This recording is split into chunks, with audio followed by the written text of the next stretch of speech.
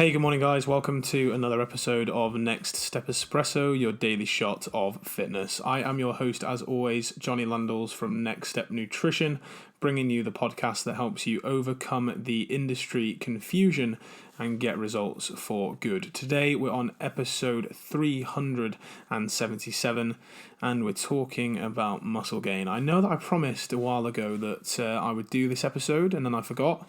So apologies for all you gainers out there who are waiting for this episode. I think a lot of you know by now the podcast is very featured around weight loss, behavior change, and all those things. But I know for a lot of people who have lost the weight, their focus now is on gaining some muscle mass. And I know a lot of people actually out there want to do this without getting fat. And there are a lot of people, not me, but there are a lot of people who struggle to gain weight and find it hard to eat the food they need to and do the things they need to in order to get those results. So this episode is for you, right? So step one is to eat more protein. And yeah, I said protein. What you're going to do about it? Come and find me. You probably can if you know where I live, because I'm on my stories all the time, and you know I live in Leeds. But yeah, protein. Okay, protein is alongside weight training, are the two things you definitely 100% need in order to gain muscle fast, right? If you don't have either of those things, you are up shit creek without a paddle. You are completely screwed. So you need it. If you're a vegan, you need more of it. Sorry, pal, but plant-based proteins just aren't as high quality as animal-based proteins. When it comes to muscle protein synthesis, they're not as high in leucine, which is the amino acid responsible for muscle protein synthesis. So they aren't by building muscle. You need it. Every 2.5 to 4 hours, you should be eating 0.3 to 0.5 grams per kilo of protein, right? Kilo of body weight. So for maths, 100 kilo individual, you need 30 to 50 grams of protein every meal, every 2.5 to 4 hours. And the optimal amount has been shown to be around 4 to 6 times per day, so that you drip feed that protein throughout the day and you stimulate muscle protein synthesis a few times throughout the day in order to get the best results. In order to eat enough calories, you do need to be in a slight calorie surplus for best bets. So find something like Kevin Hall's body weight planner online, find out what your maintenance intake is and add 100 to 200 calories per day. You don't need to overeat by too many calories because you're just going to get massively fat.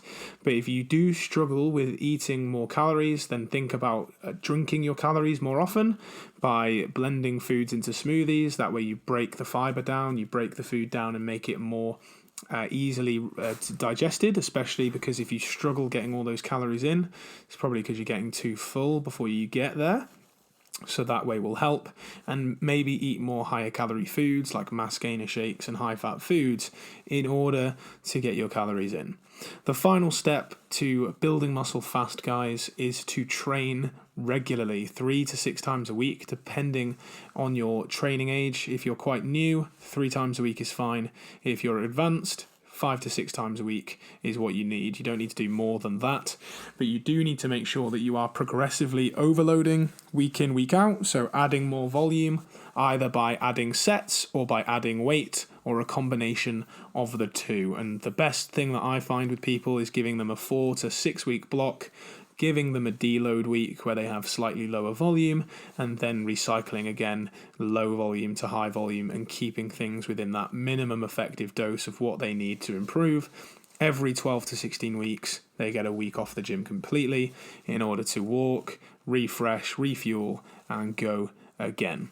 So there you have it, guys. Building muscle fast, you need your protein, 4 to 6 meals a day. You need your calorie intake to be in a slight surplus, but not by too much if you want to minimize fat gain.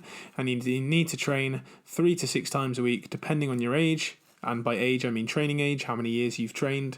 And then you need to stay consistent for years to come, because building muscle takes longer than any other process. So there's no quick fix. Testosterone boosters don't work, so don't bother with them. Gear obviously works, but I'm not going to be talking about steroids ever within this podcast because 1, I've never taken them before in my life. 2, I don't know anyone who has.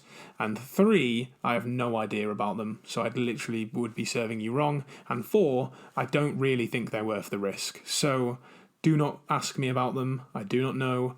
Don't take pro hormones or anything like that because you don't really know what's in the bottle.